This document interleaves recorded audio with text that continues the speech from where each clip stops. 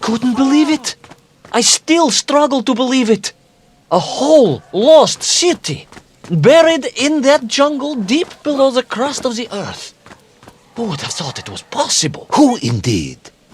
It is of course a shame you didn't think to record the moment for posterity and help us all to get over our disbelief. But I did, General, I did. My training was excellent, and I immediately took out my comsomolets and began to document all I could.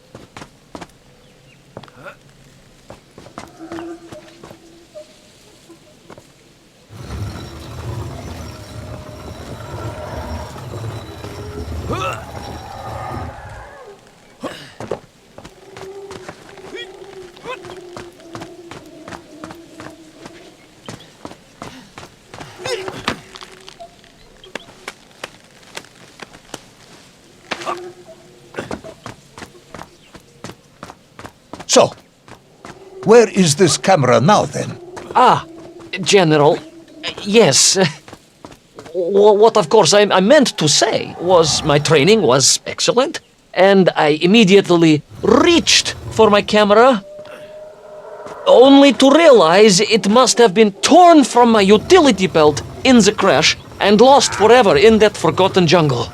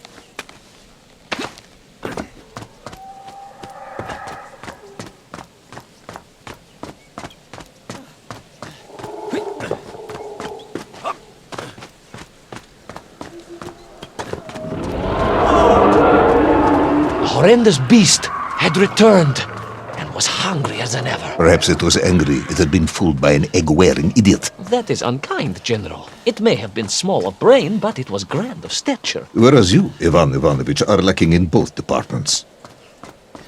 Presuming there were no more eggs to hide in, did you have a new plan? I did, General. Please, do tell me, what was this brilliant plan?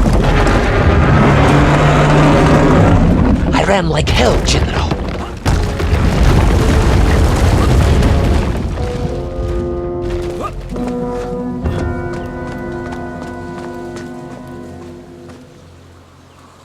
Please, do tell me, what was this brilliant plan?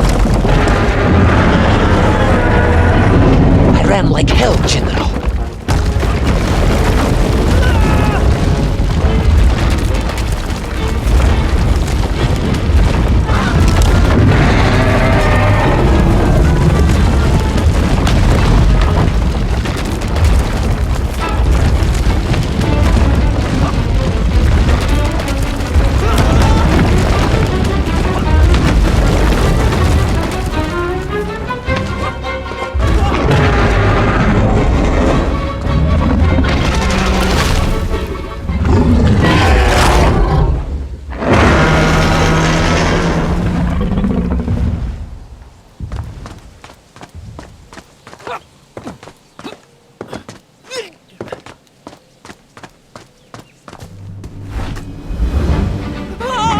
Will our intrepid yet doomed hero survive the jaws of the ferocious dinosaur?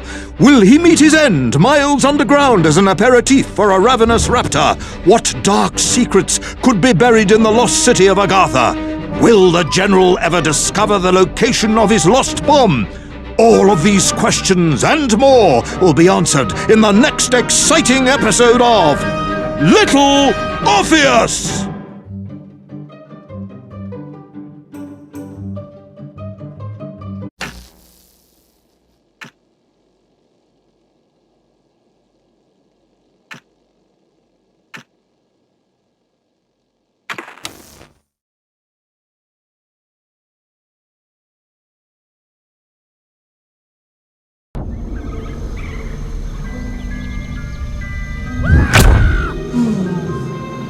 What luck!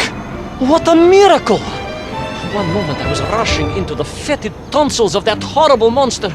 The next, I was plummeting downwards to the jungle floor beyond its reach. I prayed I would land on something soft. Perhaps your head. But nothing could have prepared me for what was about to unfold.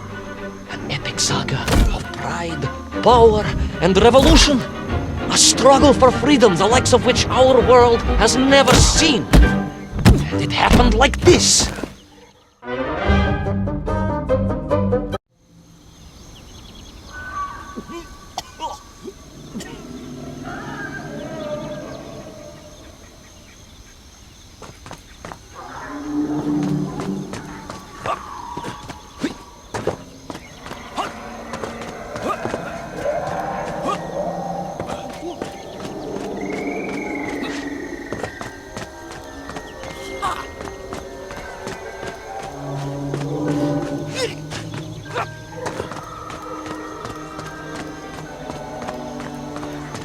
Who were those strange, gentle monsters who towered above me?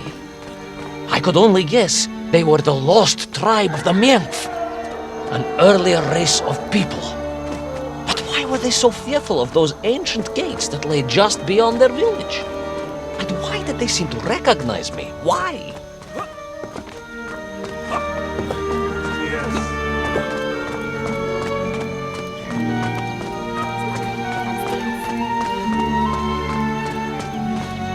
Yes, I'm also wondering why. No, a как же, General? Who was I to question such things? Trapped as I was deep underground. I was more curious, I must admit, about the location of Little Orpheus.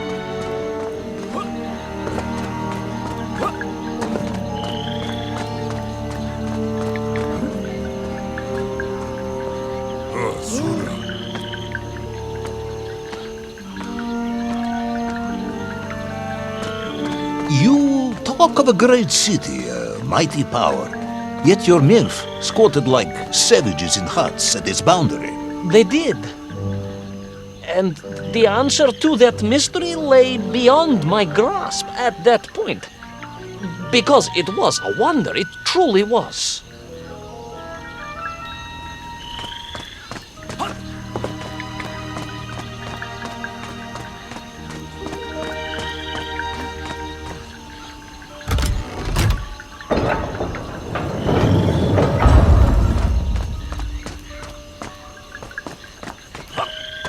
Здесь. Это он?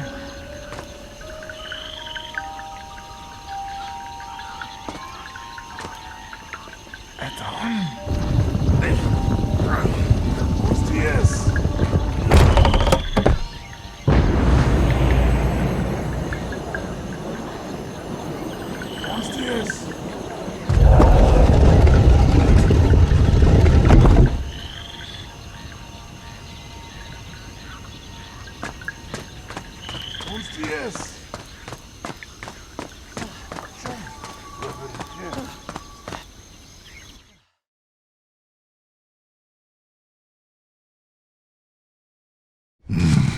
The lost city of Agartha.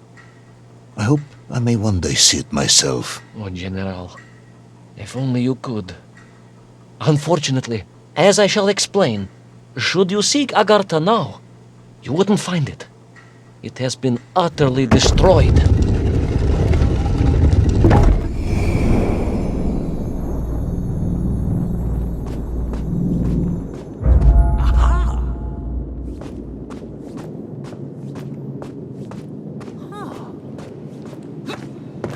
Utterly destroyed? Utterly, General, a tragic loss. A convenient loss. I imagine archaeologists weeping as I tell you. But most importantly, before we continue, you must understand one crucial fact about its destruction. Which is? It wasn't my fault.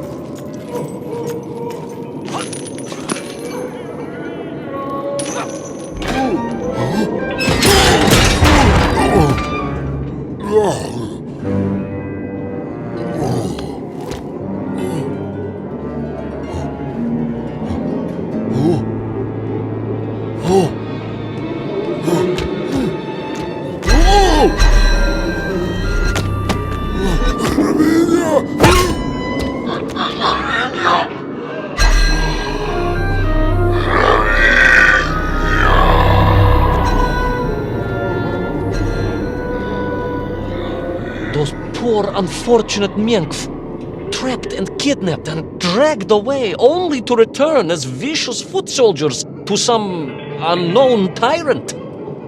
And yet, there was something familiar about the Shtokova they were forced to wear on their...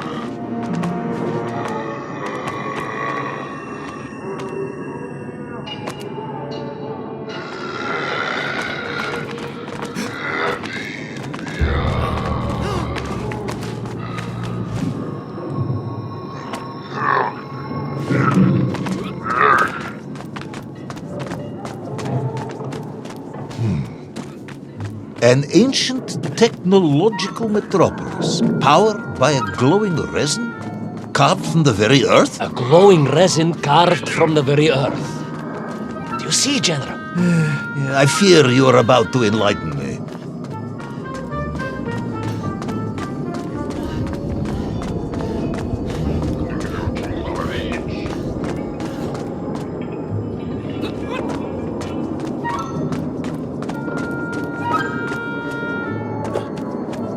Little Orpheus must have been drained by the impact, but whoever had stolen it and brought it here was no doubt planning to use the agarthan resin to charge up the atomic bomb, restoring the device to its full potential. What sort of man would come up with such a monstrously reckless scheme? Perhaps the type of man who has such limited understanding of atomic energy that he thinks an ancient metropolis can be powered by shiny marbles.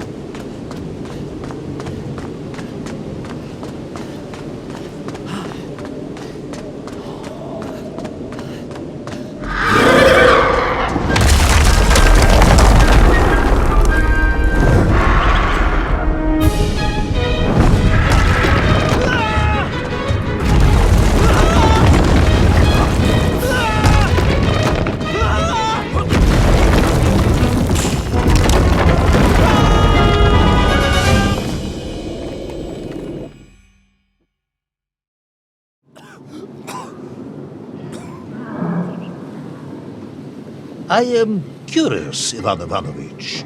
You talk and talk about this great subterranean city. Yet what you describe sounds strangely familiar. It does in some way bear an uncanny resemblance to the glorious architecture of Comrade Alexei Dushkin. Wouldn't you agree? Нет, General. I have never heard of this great Tavarish Dushkin or his works. Interesting. Because you were photographed on the steps of his marvelous Vysotka na Krasnych Varotach, shaking hands with the Glavny Constructor. That was the chief designer? The sweaty little fat man with the bad hearing? Mind your mouth, Ivan Ivanovich.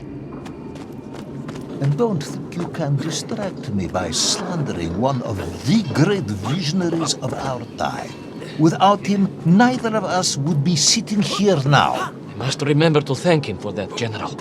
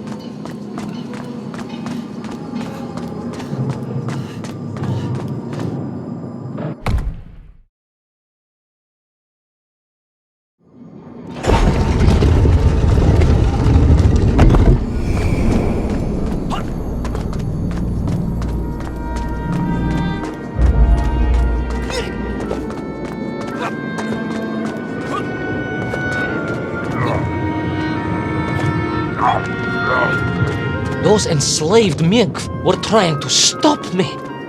I was sure of that now. I find myself sympathizing with them, I must admit. No, General, then I have failed to win you over. A point of agreement at last.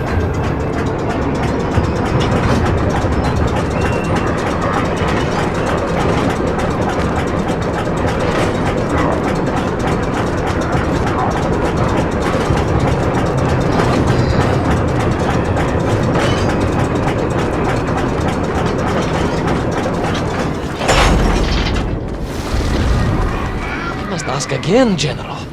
Are you mocking me? That would be unprofessional, comrade. I will try harder to convince you then. It is, after all, a cautionary tale of unleashed tyranny. It is a cautionary tale of unleashed idiocy. But please, do continue.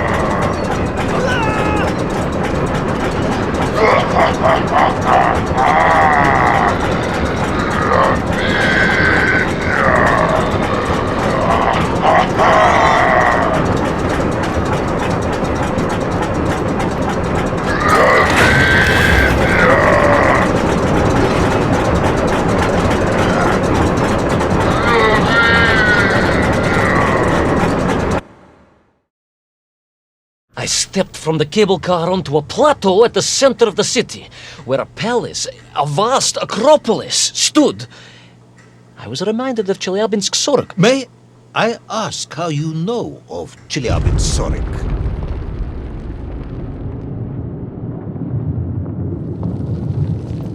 My Aunt Masha was a traveling tinker who married a beef investigator from Zlatoust.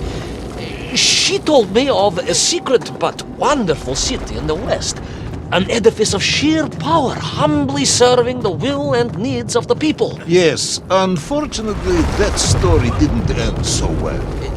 No, that's what Auntie Masha told me. And perhaps that is why I was also reminded of it. Because the moment I touched the floor in that place, I could tell something was very, very wrong.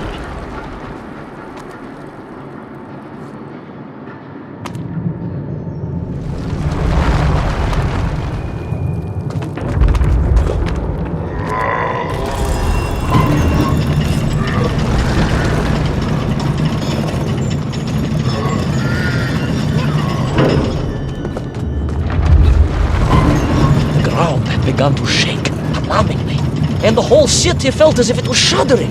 I could only imagine what I would find in the heart of the vast temple. If it isn't a giant glowing marble, I'm going to be very disappointed.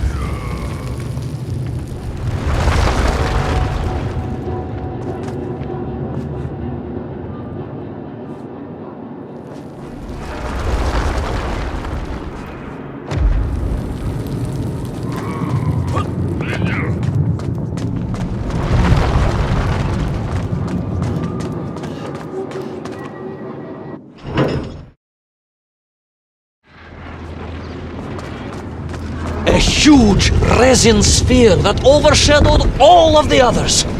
I caught glimpses through the twisted architecture. And it was then I saw him. Him, the thief?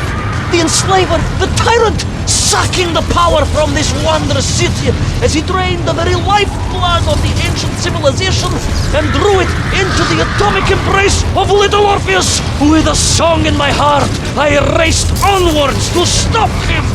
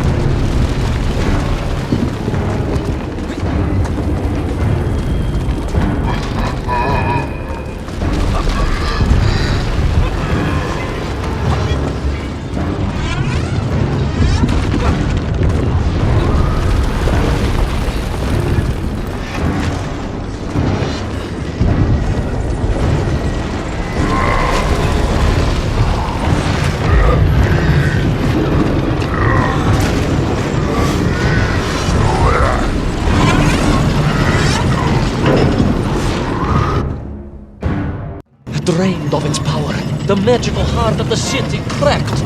It sent shockwaves through the world around me. You monster, General, willing to bring down the mountain itself upon Agartha and bury it forever in his ruthless scheme. I could not save that wondrous place, General, to my shame and regret. I resolved myself to avenge the Mir, to recapture Little Orpheus, and to bring that tyrant to justice.